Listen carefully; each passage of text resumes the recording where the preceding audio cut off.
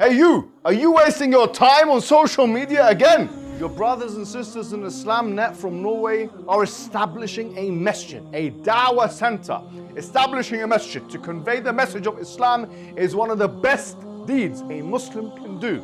There's a huge need for it in Norway. You know this and I know this. So that makes the reward even greater. So give generously and Allah Azza wa Jal will give you even more.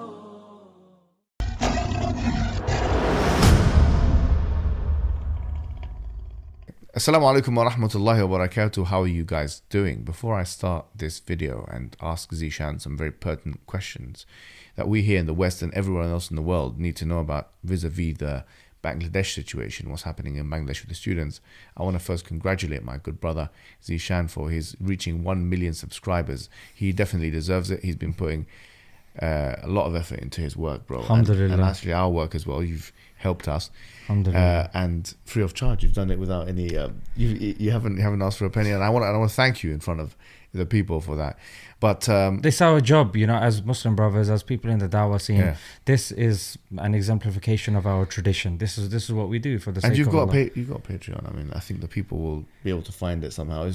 If you help his Patreon, you're helping not just him, but you're helping me, Ali, him, everyone. Because this studio, we're using it free of charge. He's not, you know, and the editing and the graphics and stuff. Yeah, let's go to the Bangladesh issue. Okay, so on this point, bro, you've got your own news company now, which is s2jnews.com. Yeah, you're delivering news free of charge to the public, right? Yes. And it's been doing very well. And you have like editors and researchers and stuff like that. You've done the research on this. For just basic stuff here, bro. People are they're a bit confused, I think. What's going on in Bangladesh? Quite simply, if I was to break it down, yeah.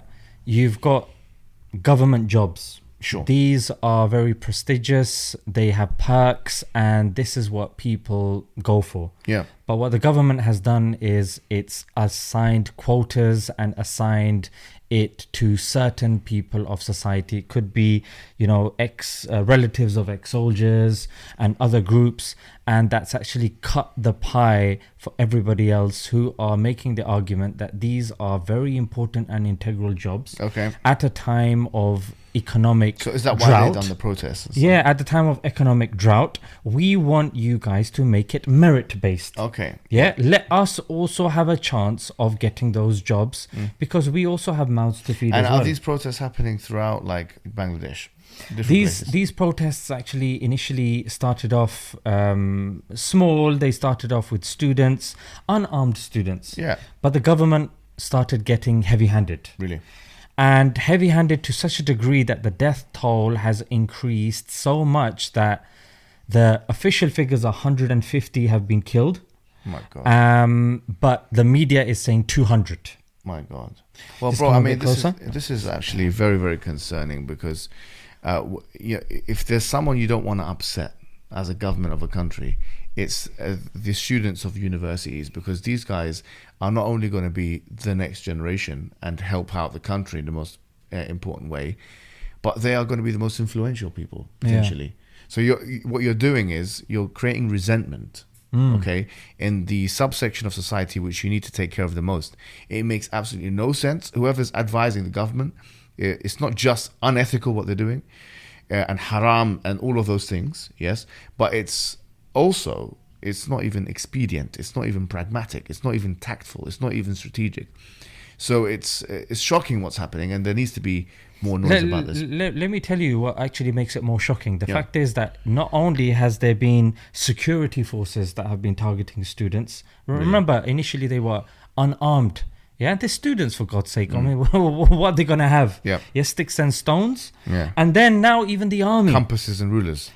And calculators. Yeah. And now even the army is getting involved as well. You're seeing helicopters, you're seeing tear gas, to such a degree that LA Times said that they have been given, there's a curfew now, and the police or the army have been given shoot on sight orders. Really, bro. I mean, To honestly, such a degree that the BBC, bro, Yeah. have said that the hospitals there have been inundated because I've just given you 150 to 200 that have been killed. There have been many. These are live rounds.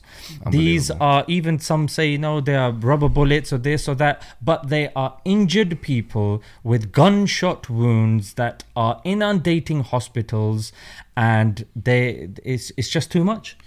I mean, it's actually sickening and disturbing to know that this is happening to our brothers and sisters in Bangladesh, and definitely our prayers are with them. How can we help the situation, bro?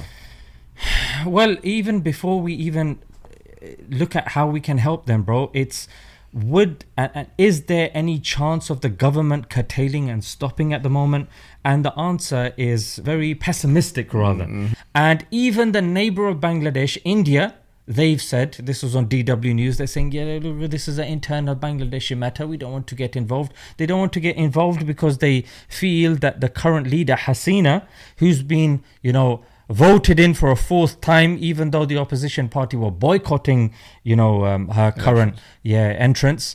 And the thing is, India sees Bangladesh as a buffer between itself and China, and it doesn't see it being easily accessible to China. So India is taking very strategic moves, and which is very unsurprising because of the Indian BJP government, which are oppressing its minorities as well. So here, India seems like it's at home. Of course, India is not going to be involved because Bangladesh isn't involved in their issues.